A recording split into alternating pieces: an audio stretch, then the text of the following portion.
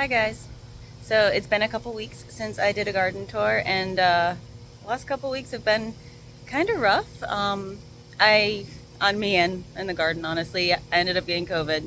Didn't get anything done in the garden. Wasn't really able to water or keep an eye on things. Just wasn't feeling well. Thankfully, I'm doing a lot better now, but the garden took a hit. The last 2 weeks have been quite severe heat. We've been under heat advisories for about 3 weeks now, and while we did get some rain early on, that stopped. And with not being able to water the garden and not being able to keep an eye out for pests, things have gone downhill a little bit, but I've got a plan, so let's take a look at how things have changed.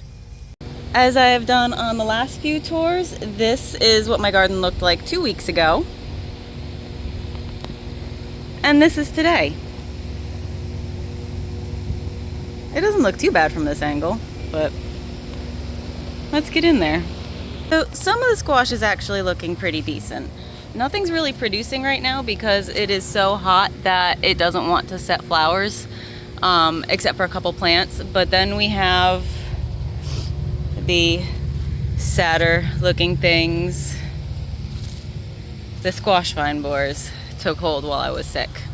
I wasn't able to keep up with my monitoring or BT injecting while I was sick, and the squash vine borers got in here and did a lot more damage than they usually do because I wasn't taking any prevention. And I have definitely lost a couple plants. Some of them may be damaged irreparably, like the entire top half of that one's gone. I did inject with BT a couple days ago in hopes that I'll be able to bring some of them back so they'll recover. And look, you can even see an egg right there. And you have some that are just gone. Ugh. The treatment works. The maintenance works. You just have to stay on top of it. But we still do have some that are doing really well. I think this thing is 8-ish feet now. So yeah, this one's doing great. But I'm kind of running out of posts to tie it to. This used to all be really dense, full of squash, between the squash vine borers and me just not watering during a extreme heat wave. It really did a number on things, but we'll see what bounces back. Now, I don't know if you can tell, but the beans are really dense towards the top and really thin at the bottom. And they've really slowed down on producing. I've been noticing I've been getting a lot of beans that honestly are like empty. And I think that is solely because I wasn't out here watering at all during a heat advisory. But the Japanese beetles finally moved on, so we're starting to see some regrowth on the Kentucky Wonder pole beans. So hopefully those will pick back up, and now that I'm watering again, whatever is going on here, like, you shouldn't be able to do that to a bean. Kind of a lull in the harvest. You can see a lot of yellowing, a lot of dead leaves. Hopefully that's just due to lack of water, and now that I'm back on top of things, it'll improve. But yeah, it's looking a little sparse. I have to say the bush beans aren't really looking that much better, but we'll see what happens. I fertilized, did a heavy duty water, did some treating of things. It's not gone. It just needs some time to bounce back. I am going to start succession sowing some squash seeds here this weekend, and hopefully replace some of the ones that are too far gone to come back, because squash is a really quick season crop. You can do multiple rounds in one season, especially here in South Carolina, Zone 8B, with our extremely long growing season. I mean, I can keep them going until October, November, until our first frost, really. So squash is not over. I'll just have to find a way to protect the young plants from the squash vine borer, because when they're really small, they don't recover very well. They're very susceptible to any damage. If I can get them past that tender stage, we should be okay. And I have to say, honestly, these are looking a lot better today than they did yesterday. Yesterday was a big maintenance day. Before, they all looked wilty and sad and, well, honestly, like that. Well, not all of them, but a good portion of them. I pruned back all the dead leaves, injected everything, got rid of as much powdery mildew as I could. You can definitely tell over here. You remember right there was that giant 3-stem plant that was draping into the walkway? Well, it's still a 3-stem plant, but it's a lot thinner. And this one in particular, this little blip of the thing, is what was actually blocking this entire area. So you can see how much I had to prune off and how hard of a hit it took. Now this is the really disappointing part, at least for me. I've lost almost all of my tomatoes. I had a mystery something or other come through here, wipe out 2 tomatoes that were right there, 1 tomato that was right there, and 1 on the very end there. And clearly this one is not longing for this world for much longer. Ugh. Like, the stems are hollow. However, when you cut them open, there's no discoloration that would suggest a bacterial wilt or a viral wilt. And I did the wilt test, which is when you cut off a section of the stem, stick it in water, and white, kind of milky, cloudy fluid will drain out of the stem. That's actually the bacteria in the stem. That'll kind of tell you if it's a bacterial wilt, and none of them ended up draining that white cloudy substance, so I'm really not sure what it is at this point. But we're not going to be planting tomatoes in this bed again for a while. Probably have to plant something else in here, but yeah, here's another one that's not longing for this world. The only one that's honestly thriving is this Tidy Treats cherry tomato. It's loaded, but oh, the weird thing is the Acres tomato I had planted right there that went downhill real fast. I had taken a sucker off of it, and it was a rather large sucker, so I kind of just couldn't get myself to chuck it into compost, so I just stuck it into the ground, and it rooted and has been growing fabulously and looks absolutely flawless with no disease at all. So that leads me to believe it's something with the soil. Maybe the soil is over fertilized, I'm not sure, but this one's doing great, and it came from a supposedly diseased plant.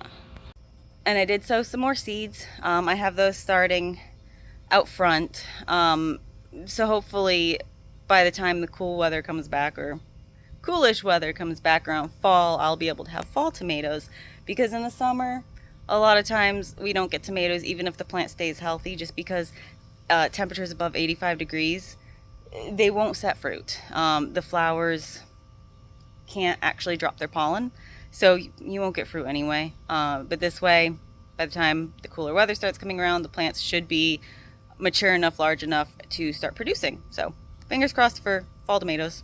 Did break down and buy a started tomato plant though. It was on clearance, but it still looked healthy, so figured why not give it a chance. It's the Cherokee Purple. I really want to get at least enough larger tomatoes to make some sauce this year, but can't really do that without tomato plants. It's worth a shot. Why are okra flowers so pretty? Oh, there's a little bee in there. Hi, little bee. Oh, so pretty. Anyway, and I do have a few pepper plants. The banana pepper is doing fantastic. It's doing the best out of everything. Everything else, there's a little funkiness going on. It does look like they're bouncing back, and they are definitely getting bigger. And then I have a couple more starts that went into the ground recently that started late. Kerbachi pepper is actually looking pretty good. Don't mind the sad watermelon that got chewed through by something, so the leaves are slowly starting to die off. But in the areas where I pulled out a bunch of tomatoes, I've started some watermelon. I don't want to put any kind of nightshades in this bed for a while, just in case. Oh, happy birthday, little watermelon seedling.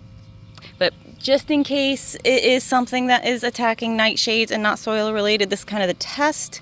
If it's soil related, say nutrients are off, then it'll affect pretty much anything I plant in here. If it's a disease that affects nightshades, watermelons, and say squash or other things, brassicas should not be affected by it. And beats me, but I still have a Brussels sprout growing. Even in this heat, where it's been 103. Yeah, I don't really know how that works, but okay. And the Ananas d'Amérique melon has really picked up growth.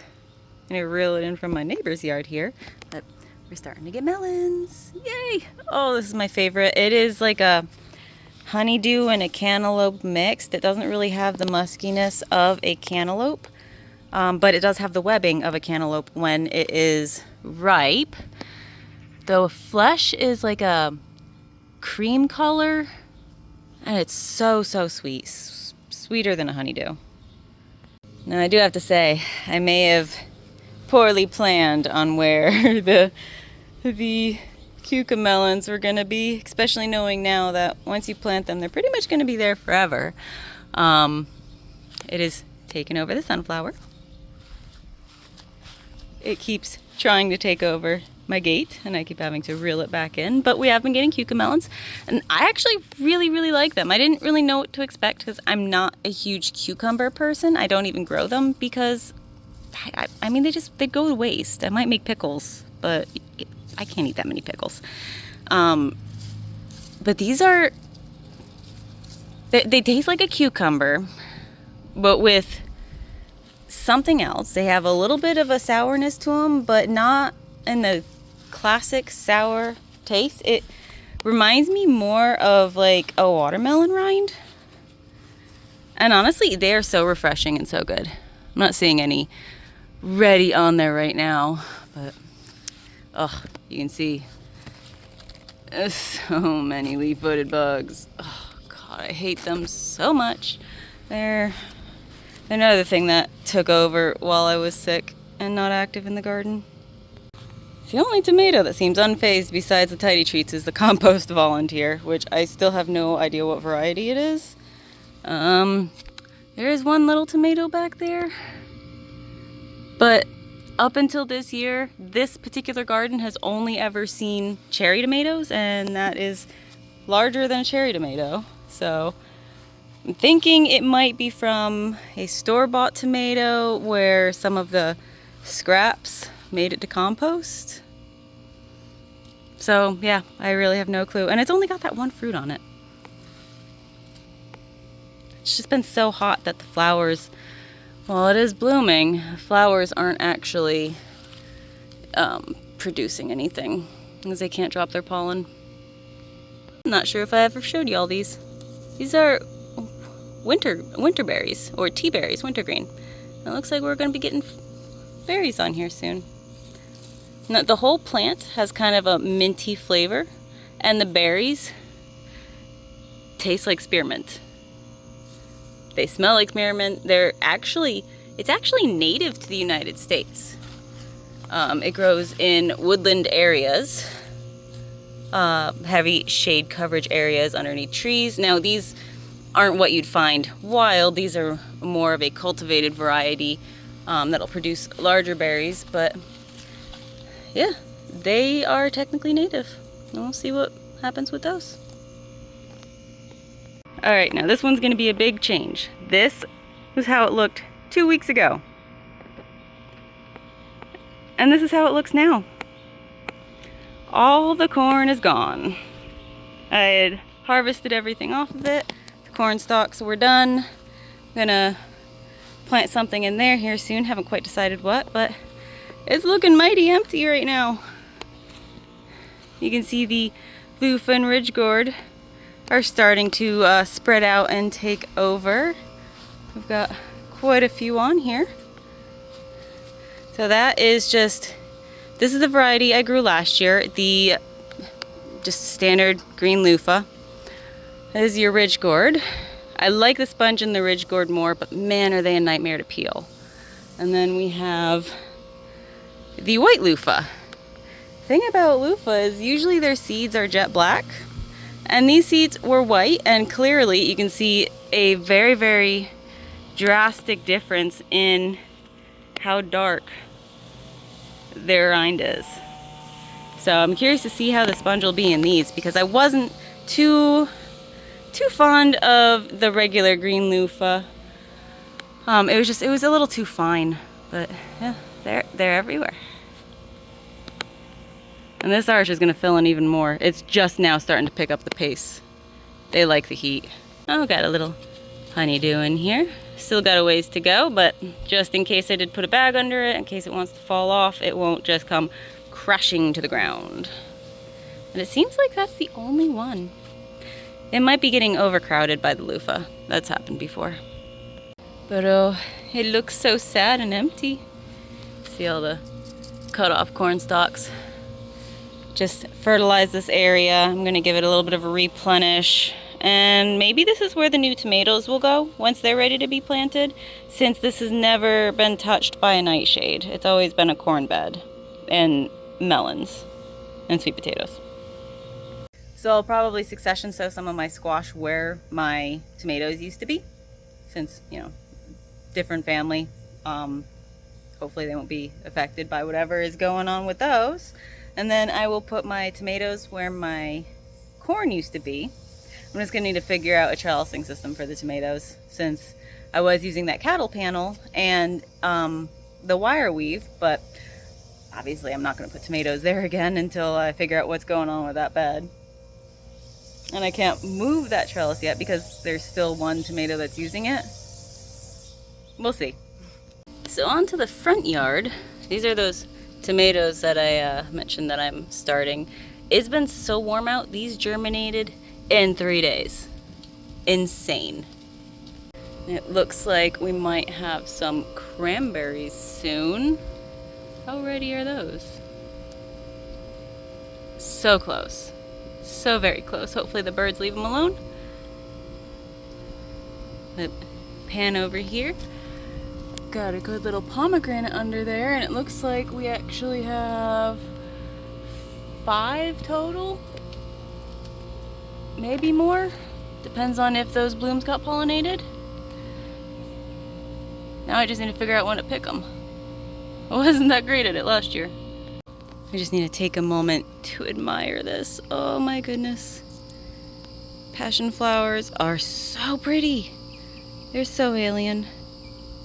And they smell amazing. Whew. Had a little hummingbird visitor. Oh, and my clearance bulbs of gladiolus have started to bloom. Oh, that color, it is so intense. Look at that. So pretty. Oh, this bed has really, really filled out. I kind of redid the whole thing over the winter. We had some drainage issues, so everything I planted in here always just died. But it's looking pretty good.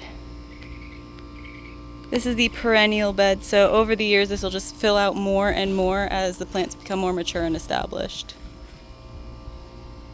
But until it's too filled out, I'll just grow watermelon through here, fill in the empty space. Another one over there. Let's see, do I have any raspberries to pick in here today? Did the birds save me any? I'm kind of late coming out today. No? Oh, might be one back there.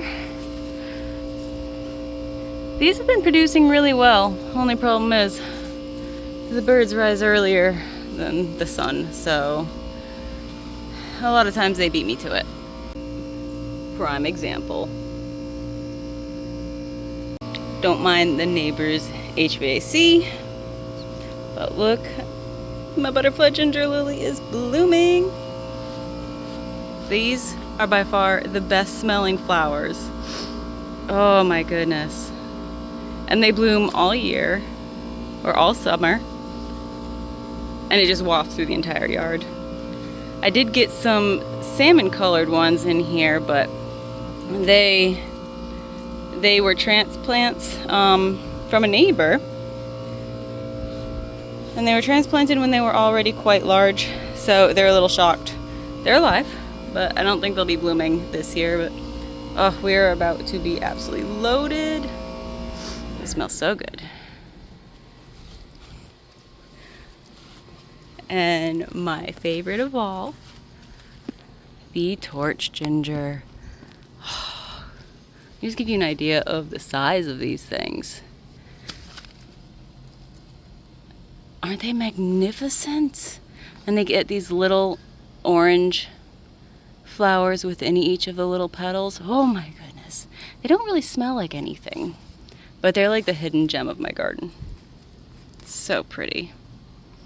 And closely related to the Siam tulip, which is another type of ornamental ginger, which is doing really well over here since I moved them out of the corner.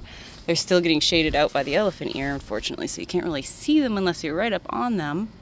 But they do prefer a more shaded area, so it works out perfect. You can see they get those little delicate purple flowers in there as well. So interesting. But, oh, there's some big leaves. Let's see. There you go. This is my nice little tropical corner, basically. It creates a little microclimate over here against my house and very close to my neighbor's house, which keeps it a little bit warmer.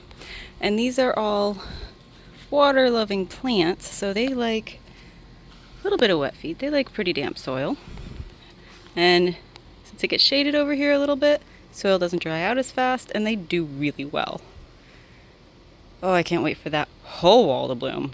And my strawberry towers really dried out while I was sick. Looking a little bit rough. Had a little bit dieback, but a couple little random berries here and there. Nothing too crazy. This wasn't a good strawberry year for me. I was swapping out various strawberry plants for different varieties that I hoped I would like better, and well, not all of them took. But oh, hi little assassin bug.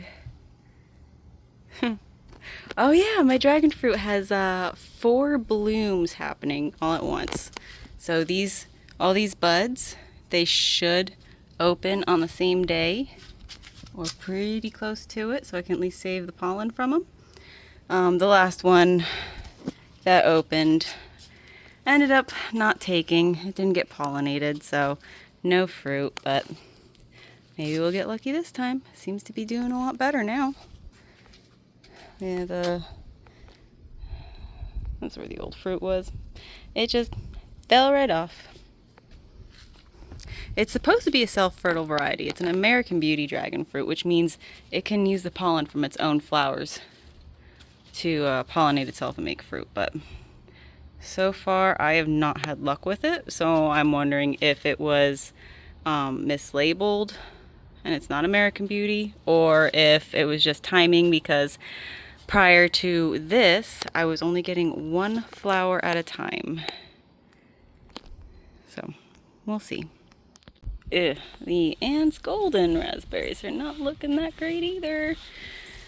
I mean, a lot of this yellowing and dying back are on canes that had already produced, so that's actually pretty normal.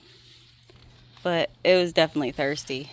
And I'm expecting that we should be seeing more blooms here soon. Let's take a look, see if we can find any.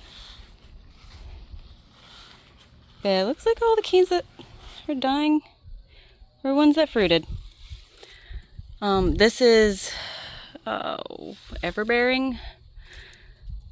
So it'll bloom multiple times and fruit multiple times a year, and then the old canes will die back, and you prune them, the second year canes, back each year. I'm still learning how to identify them. Like right now it's pretty obvious how to identify them, but you don't really want to prune them back yet. So I wait until the season's a little bit further along and they're starting to go dormant before I start pruning. But at that point, it's hard to tell the ones that have fruited apart from the ones that haven't. Alright, well, it is extremely warm. I am still not feeling 100%, but I wanted to show you guys around and show you how much things can change just a couple weeks of no attention, at least here, because we have such bad pest pressure and such high heats. But all is not lost. It'll be back. You'll see. I want to thank you for joining me today, and I'll see you next time. Bye.